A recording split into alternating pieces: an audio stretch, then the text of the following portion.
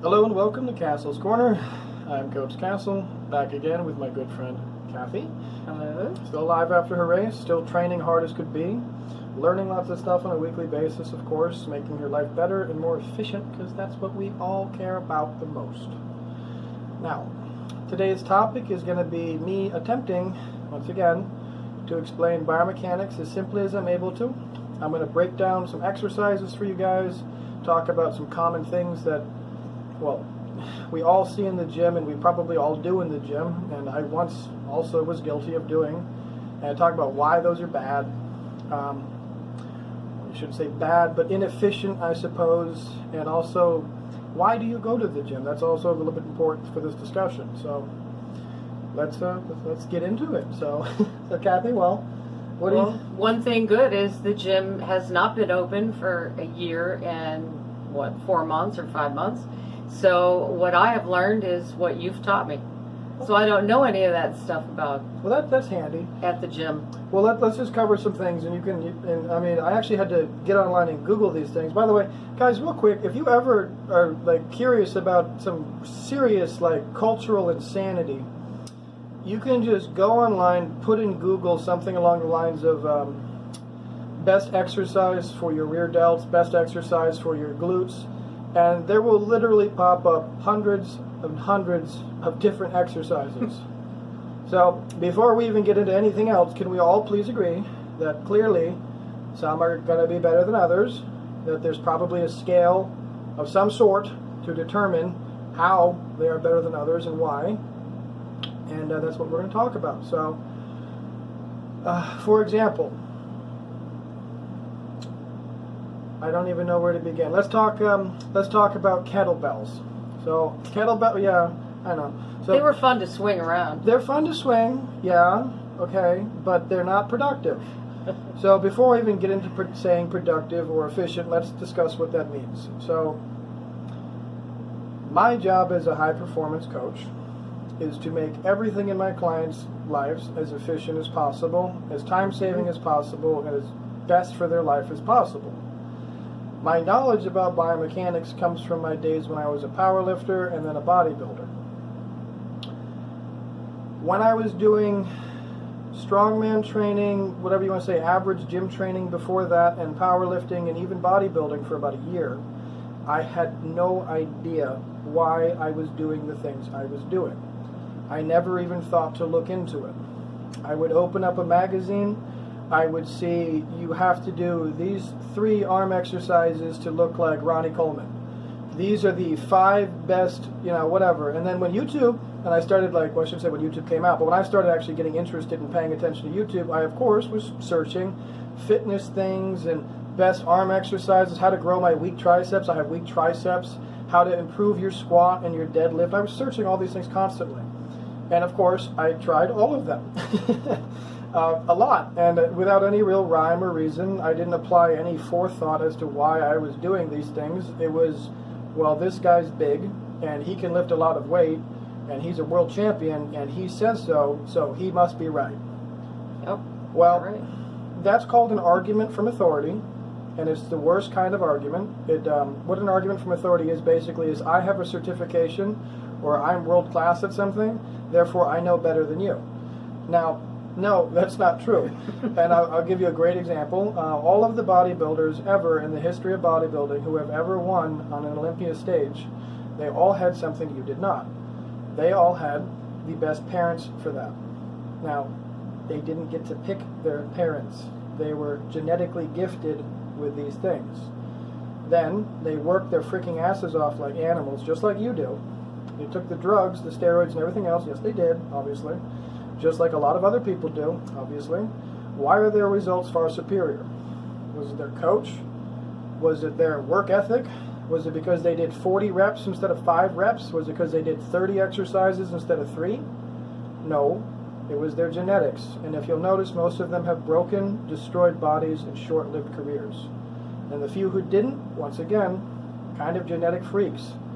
I mean, even Ronnie Coleman, the best in the world, arguably, is just beaten to shit, broken man. He can't even move properly. He's getting surgeries every week. So think about it. Do you want to take advice from somebody like that? Somebody who's destroyed their body, even with superior genetics? heavy weight, as it's so commonly referred to. We got to lift heavy, lift heavy, lift heavy. Yeah. So that's what I used to do. And you get mad at me if I like pick something up and want to throw it over to the side. You're like, don't do it like that. You're gonna hurt yourself. Exactly. And it makes me think, mindful of it. Well, it makes you mindful of your levers, probably. It makes me mindful of not to hurt myself. Well, yeah, but okay. Well, let me put it to you this way: before you started understanding the concepts of levers in the body, did you ever even consider your bones as levers, No. even for a moment? Nope. Did you even consider that your body was a carefully, evolutionarily designed machine, Nope. and that it has obviously functions which are, understood by the laws of physics? Didn't No. even occur to you, right? Now, the reason I'm asking that is because it didn't occur to me either, and I was balls deep in researching this stuff. I had, God only knows how many books, how many articles I read, how many magazines, how many, thousands of hours on YouTube. I was, at the time, I was also a personal trainer, and I was training clients, and I was training them in an extremely misguided way. I was teaching them the proper form to squat. I was teaching them biomechanically the proper way to squat, to breathe, to brace, everything during the squat. What I never thought to question is, well, is the squat actually the best exercise? And if so, how do we know? It didn't even cross my mind. Now, this is coming from somebody who spent 10 years striving to get a 500-pound deadlift. Got it. I mean, I don't remember how long. It didn't take 10 years, but it was, I think it was 8 years I got it. I got a 620 was my best deadlift. I would 485 squat. And the reason this is relevant is because I'm 6'1". I have very long levers. And now that I understand biomechanics, I understand how actually impressive that is. There's a reason why when people deadlift, for example, if they want to look impressive, they do a really wide stance deadlift. And why do they do that? Because when they do that, they only really have to move their levers about 3 inches in the easiest possible way. Now, if you do a straight-legged deadlift, and you got really long legs like I did, it was really, really, really goddamn difficult. It's a really long distance, like almost about 2 feet to get the damn bar up. And I would be doing, again, 500, 550, 600 pounds, and then I would see this person next to me with, lightweight, and they'd be doing this. I said, I'd try to correct them. I said, no, you have to do it like this with heavy weight, and again, without even thinking about what I was doing or why I was doing it besides what was told to me by the professionals. So, now that we've established that, seriously, I used to train like a moron. I used to literally bend bars and stuff, break machines when I trained because I trained so heavy. Well, I wasn't training heavy. I was using my levers in the most inefficient way possible. I was grinding my bones together, damaging my body in a constant state of pain and agony, in the gym 1, 2, even 3 hours a day. I don't want to even tell you how much I was eating to recover from that. My relationships, my life, everything was suffering because I was obsessed with it, and I was obsessed with not making progress. So why am I not making progress? I'm doing everything, and I'm doing more, and I'm doing more, and I'm doing more than last time, and I'm doing more and more. It doesn't mean anything if you're not doing it correctly, and if you don't understand what you're doing. And now you're beginning to learn. I mean, it's been a little while, but you've got a pretty good grasp of why things are effective or not effective. I could show you an exercise, and you could pretty easily tell me, well, that clearly doesn't work that muscle. Right. Because you understand how your body works now. Well, it's not only that. We have only certain exercises for certain muscles. So I can actually come over here and do the circuit, as you call it, 5 different exercises, all for my muscles in the upper body, and be done in an hour. Yeah. And the reason for that, and the reason we can do that, is, and I want to stress, she's literally talking about 5 exercises per workout. The reason we can do this is something called reciprocal intervention. I've talked about this before, but Very effective, though. it's very effective. Very effective. But this only works if, again, you understand your body. But Yeah. it's real simple. If your bicep is working, your tricep is obviously not working. Right. It's clear to see. So if you do biceps, you can then immediately go to triceps. Okay. And if you understand how to train your muscles in an isolated way, not a compound way, which is highly inefficient, because as soon as you make it a compound movement, you are compromising all muscles involved. You are no longer operating the muscles with 100%. You are operating them at a reduced effect. So it's not beneficial to do that. It's much, much better to train them with 100%, one exercise per muscle per week, and that's it. That's all. That's everything. Right. So, why? I like doing those though. Yeah, well, Because it's very efficient. I'm done in an hour. I only come twice a week. When I was running, I used to be here an hour and a half we and do a lot more. running, There was stretching, a lot more breathing, recovery. exercising. Yeah. So now I do a lot better. Mm-hmm. And so let's get into some common things I see in the gym, which are just misguided.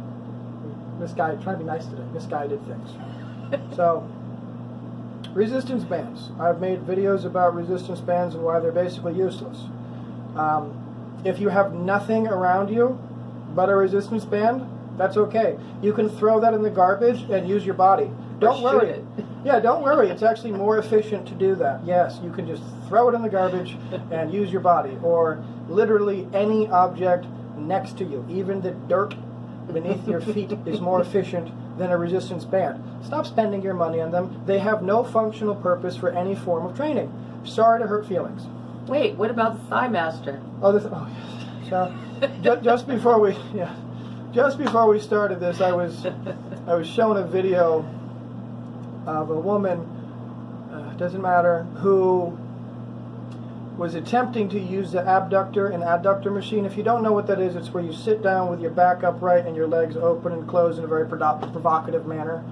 Now, if the pads are set on the outside of your legs, your thighs, we'll say, and you're pulling it out, that's one form of a movement. And if it's set on the inside and going the other way, it's the other form of movement. Right.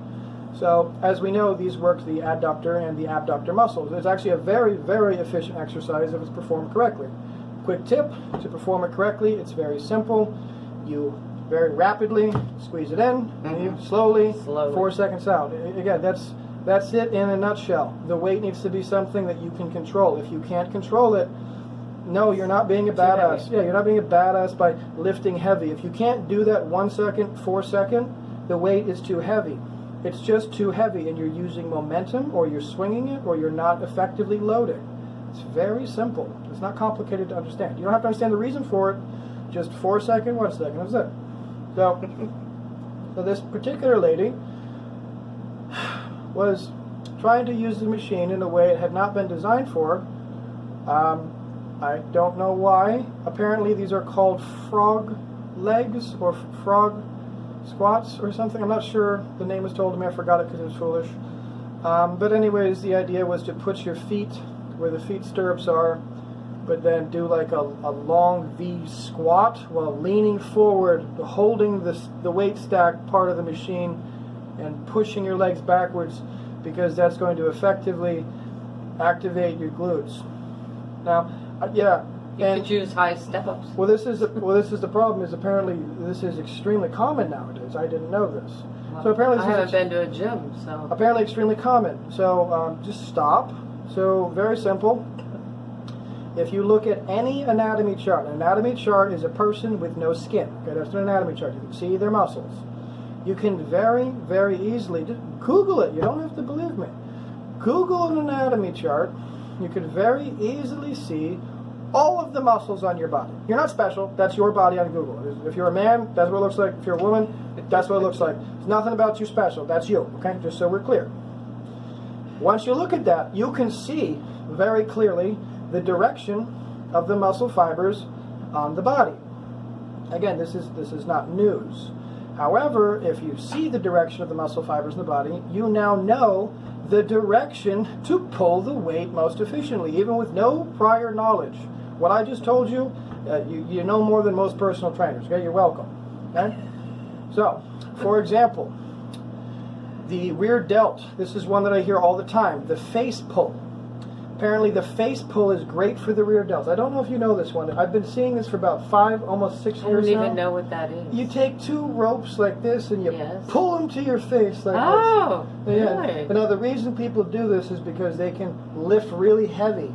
Could you please tell me, just by looking at me, why I would be able to lift very heavy by doing this? Why You wouldn't. Well, you know you can. You can lift extremely heavy. Well, The reason you can lift extremely heavy by doing this with 2 ropes is because you're quite literally doubling your 2 levers.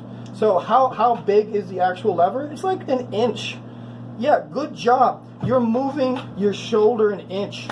Great work. Yeah, big range of motion, definitely going to train the muscle. On top of that, it's not even the right range of motion, and it's not the right muscle. Surprise! So, if you look at the rear delt, it actually is a diagonal muscle in the back of the arm, and it connects to the upper scapular ridge. The upper part of your shoulder blade is where it actually connects. In order to actually correctly move it, you have to move it in a diagonal fashion close to the body. Face pull looks nothing like that. Okay, close to the body looks like this, and diagonal looks like this. Okay, so I've covered this in at least 6, 7 other videos. But when you're doing rowing motions, you're not working the lats. You're primarily working your rear delt. Just so you know. And when you're doing your rowing motions, again, stop pulling it, swinging it, using your whole body to swing it. Oh Jesus! Lifting heavy like a uneducated person. Here's what you want to do. You want to go in the gym, forget everything anyone's ever told you, take out your phone, I know you have it, Google anatomy chart. Whatever you're planning on working for that day, I want you to just go ahead and invent an exercise. I don't even have to tell you. You seriously figure this out on your own. If you're working abs, for example, you can just Google best ab exercises. What's going to pop up? 1,000 different ab exercises. Planks, side raises, leg raises, sit-ups, crunches, blah, blah, blah, blah, blah, blah. I can't, okay? So again, let's just remember, there can be only one that is most efficient. Literally just one.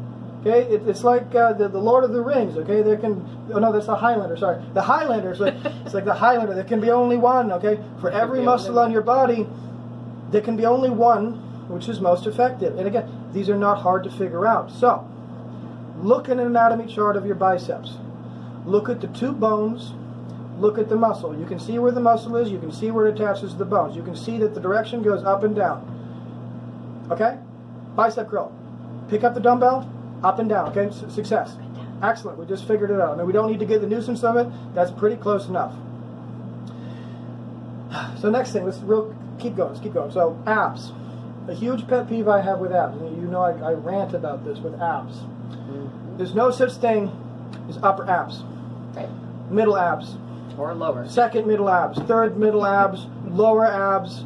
There's fantasy. We're living in La La Land. This is fantasy world, okay? Anyone who tells you that there's a lower ab exercise, you can just immediately disregard anything they have to say about fitness advice. I'm serious. Here's how it works. Your ab is one muscle. It's about as thick as 2 pieces of paper. It's extremely hard to make it any thicker than that. And, I mean, maybe if you're lucky, you get to 3 or 4 pieces of paper, at the very most. There's no such thing as lower abs. And raising your legs will not work your abs. No. So, again, the reason you have those separation, it's just tendons and ligaments separating shit. I mean, it's just a piece of paper like this. Its only job is to bring your upper rib cage down to your pelvis. Yeah. That's all it does. If you perform a leg raise of any kind, I don't care what kind of leg raise, a bicycle on the ground where you do that ridiculous thing, you look like a dying cockroach, where you do you're on the bars and you're lifting your legs up like this, right. And oh yes, it's so important for my lower abs. You don't have lower abs. That's your Pessoa muscle working. Once again, Google anatomy chart, take a look-see.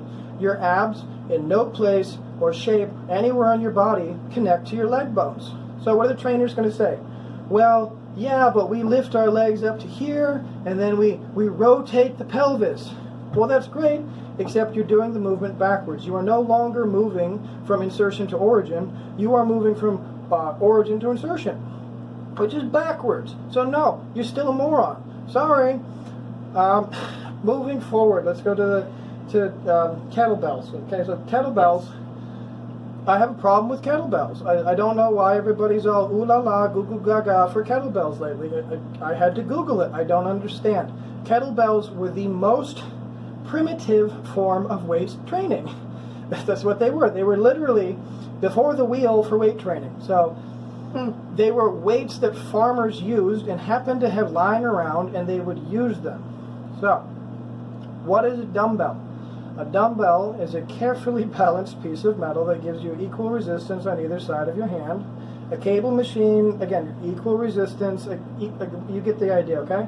A kettlebell is basically like a dumbbell that you are being forced to hold off balance and off center. Right. And this is one of the things that somebody arguing with me about this will quote as being a very amazing and outstanding thing about the training. They say, well, of course, because it's off balance, you have to balance it, and that's your support muscles. And no. That's kind of like those big balls. It's exactly like, you know those big circle balls? I have lots of problems with them too. And I get anxiety from going to fall off of it sideways. So a kettlebell, when you're swinging it, for example, people do the hip thrusters and they swing it. Mm-hmm. Okay, number one, when you swing it, guess what you're doing? It is 100% momentum. No, you're not doing a front raise. And even if you were doing a front raise, that's the worst thing you can do for your front delts. It's not an efficient movement for your front delts. It's not. And you're using momentum, so you're not even using your muscles, okay? What you're doing is a really crappy, shitty body weight squat, and you're getting some cardio. Cardio, by the way, so you guys understand, it's just a lot of your muscles working to produce basically to burn calories, basically. I don't want to get too scientific, but basically a lot of your muscles work in a compound movement to increase oxygen deficit, and that burns calories. It's basically kind of what it is. I don't want to get too crazy with it. So the reason people do cardio, for example, with exercise bikes, with the treadmills, with the stepper, with all those things, is because your quads are a really large muscle on your body. Yes. Okay. And it works your... It's good for cardio. It's good for cardio, so it's good for cardio. The kettlebell swings, okay, yeah, good for cardio. Are they good for training your lower back? No. There's much better exercises. Are they good for training your front delts? No. There's much better exercise. Are they good for your glutes? No. Much better exercise. Good for your quads, your ham, anything? No. What are they good for? They're fun. They're fun. Yeah. So again, why do you go to the gym? I know for me, I went to the gym for very specific reasons. I wanted to get large, muscular, well-defined, very strong, very capable, and really just learn to control my body. Okay? I used to do absolutely insane things in the gym. I would hang upside down from my feet from a bar, doing insane looking ab crunches because I saw it on YouTube and I thought it looked impressive, so I was going to do it, so I was impressive too. Didn't get me abs. I looked like a worm on a fish hook, freaking retard, you know. Deadlifts. Why did I do deadlifts for, I think, 8, maybe 9 years? Why did I do that? It looked impressive. The guys doing deadlifts were all big. Everybody said it was a primary movement, whatever the hell that means. Why did I do squats with so much weight that I would bend the bar? Because I was uneducated. I thought they were the best way to build my legs. No, I just did a lot of damage to my body. Bench press. Why was I doing bench press and incline bench press and decline bench press and then cables, incline, middle, press it? Why? Why was I doing 7 exercises on chest day? Why? I didn't know why. So let's switch over to you. You have been in a position very recently where you were very uneducated about everything biomechanical. Yep. And you've since learned, you've seen the drastic results. Not only that, but when you do the exercises, for example, you feel damn good and well when it's the muscle being worked. Oh, yes. And you hit actual failure, which you cannot do unless you're doing isolation movements, right, because other muscles will pull in and you'll use momentum. So you hit failure on every single set.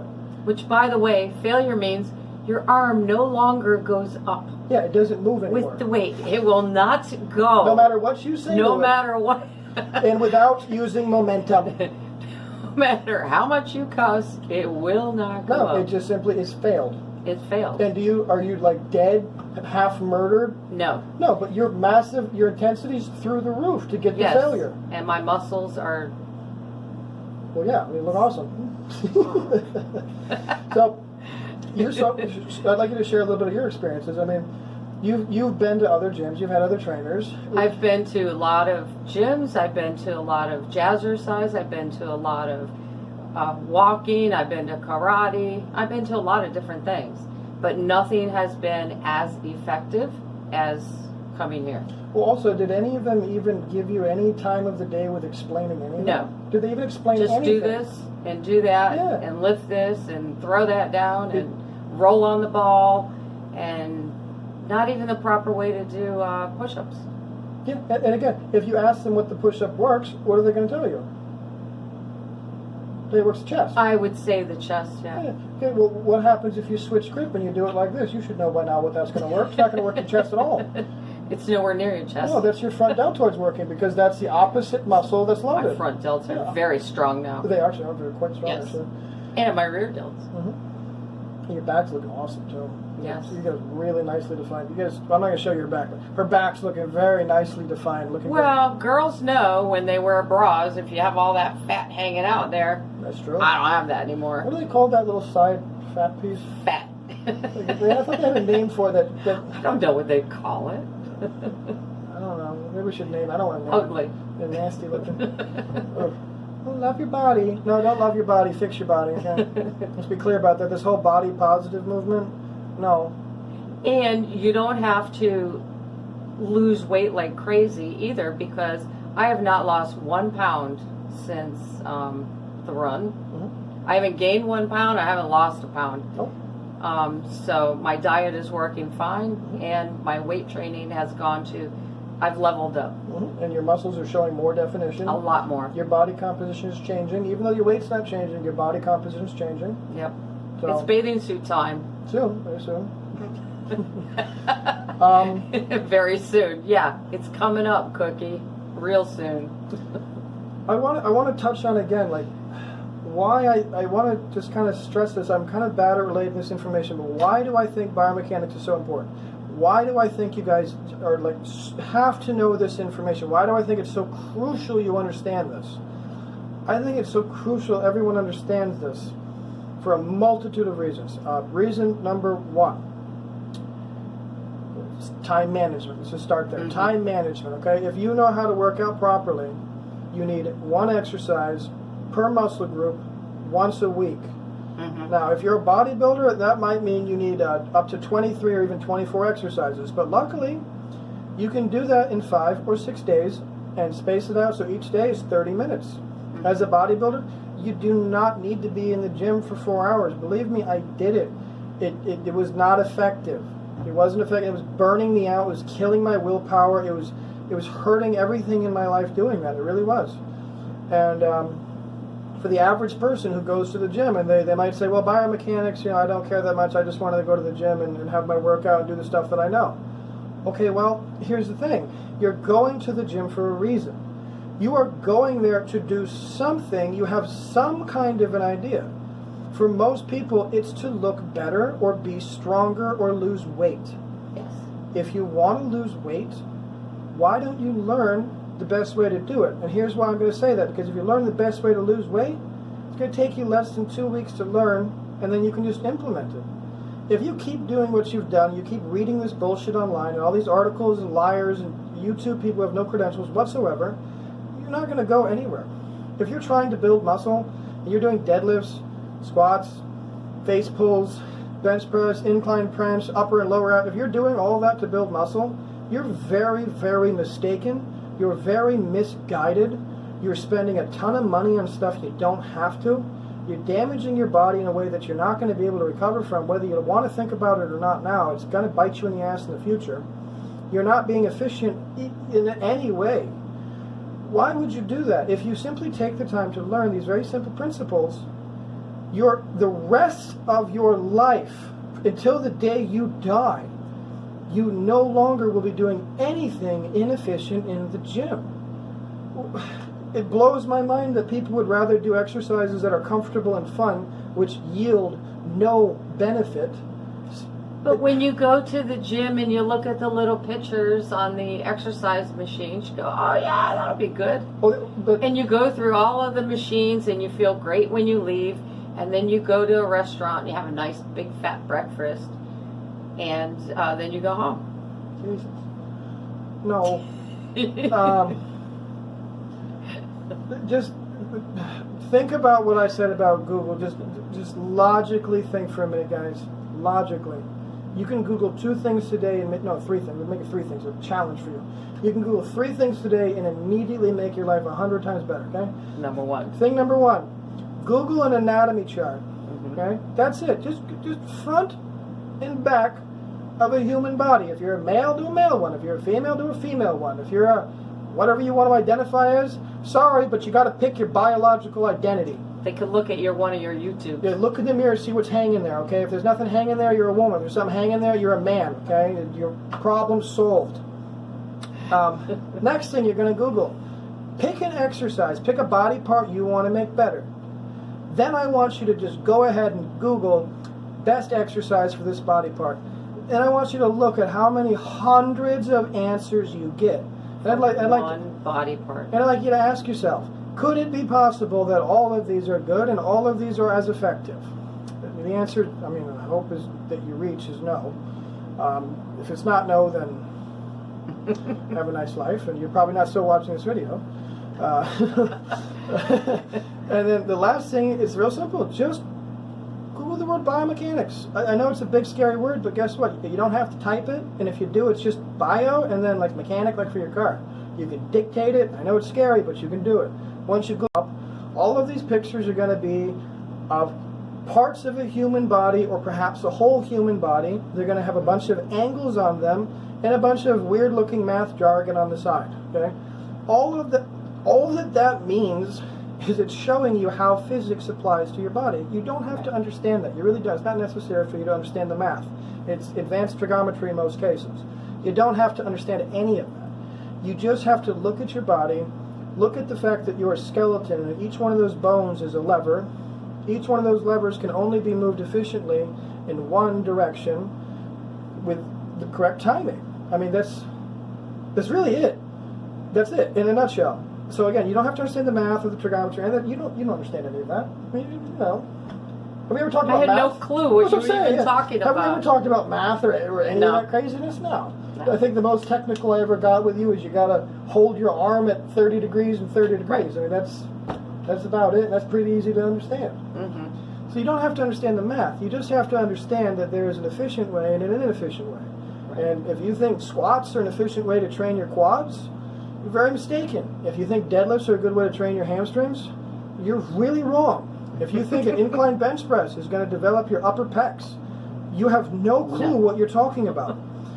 I could keep going down the list. If you think leg raises are good for your lower abs, you've clearly never done any form of research. Nice abs. I mean, well, you might if you're a genetic freak. That's the problem. There's a lot of these people. I'm not. I have to work at it. Yeah, a lot of people do it. Who would you rather take advice from? A guy who was a 135-pound skeleton marathon runner who became a bodybuilder in a few years and had to fight his genetics the entire way because I want to be, naturally, genetically, 135 pounds and run 50 miles a day. Genetically, okay? That's not what I am. I'm 210 pounds, okay? Now, I got there through a lot of goddamn work and actually understanding exercise science. I've never gone backwards in my training except when I was training like a moron.